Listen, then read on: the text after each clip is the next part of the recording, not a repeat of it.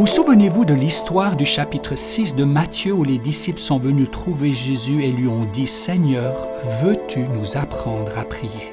Les disciples reconnaissent qu'ils sont en train d'apprendre à prier et qu'ils ont besoin d'en savoir plus. Voici une bonne attitude de départ. En réponse à leur demande, Jésus dit « Voici comment prier. Notre Père qui es aux cieux, que ton nom soit sanctifié, que ton règne vienne, que ta volonté soit faite sur la terre comme au ciel. » Mais Jésus a-t-il vraiment suggéré que l'essence de la prière consiste simplement à répéter sans fin, jour après jour, ces quelques mots? C'est peu probable. Ce n'est pas la seule façon dont il a enseigné ses disciples à prier. Ce que Jésus semble avoir fait ici, c'est prendre un modèle rabbinique pour enseigner la prière. Le rabbin donnait un squelette, puis les apprentis apprenaient ce squelette par cœur pour ensuite y ajouter de la chair.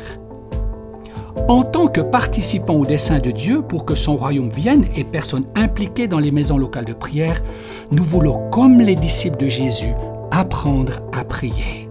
Mais si nous commençons par dire chaque jour que ton royaume vienne et fasse irruption dans la vie des gens qui nous entourent, dans nos communautés, cela peut fonctionner un moment, mais au bout de 5 semaines, nous allons nous arracher les cheveux.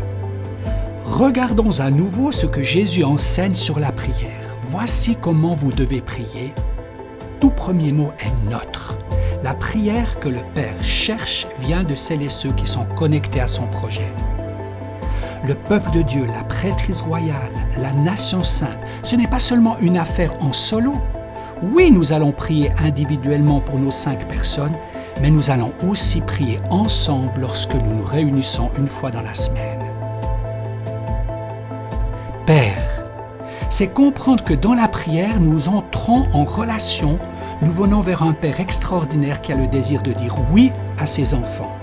Il nous accepte, il nous aime et nous dit « Apportez-moi vos demandes ». Pourquoi? Parce qu'il aime donner des réponses affirmatives.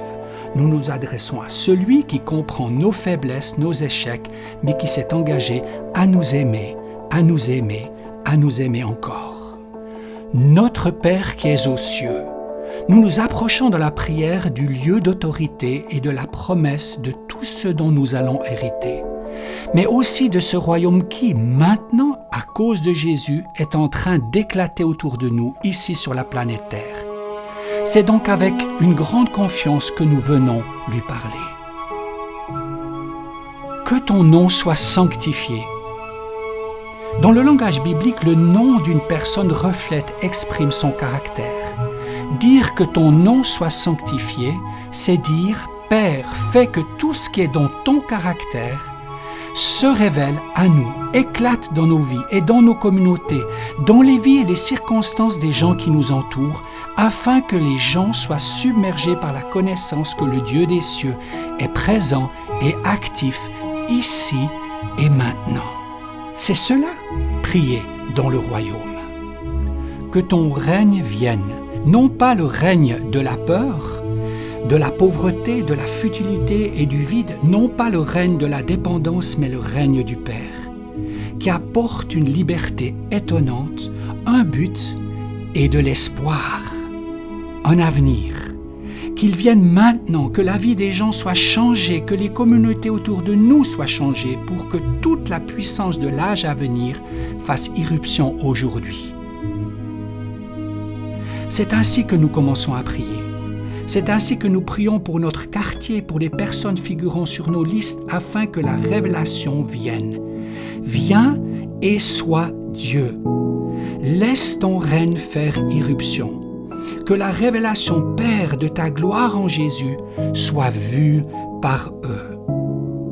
Maintenant, si vous considérez de prier ainsi, si vous voulez faire cela, vous voudrez peut-être marcher dans les rues, faire le tour des maisons de votre quartier et dire « Je bénis ce terrain au nom de Jésus. Je prie pour les habitants de cette maison devant laquelle je passe. Je les bénis.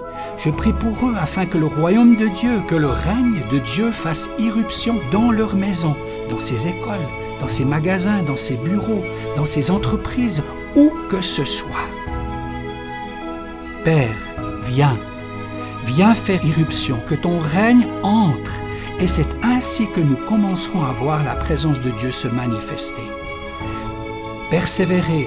Jésus nous a appris à persévérer, à continuer, à ne pas nous fatiguer, à ne pas nous lasser, mais à prier jusqu'à quand?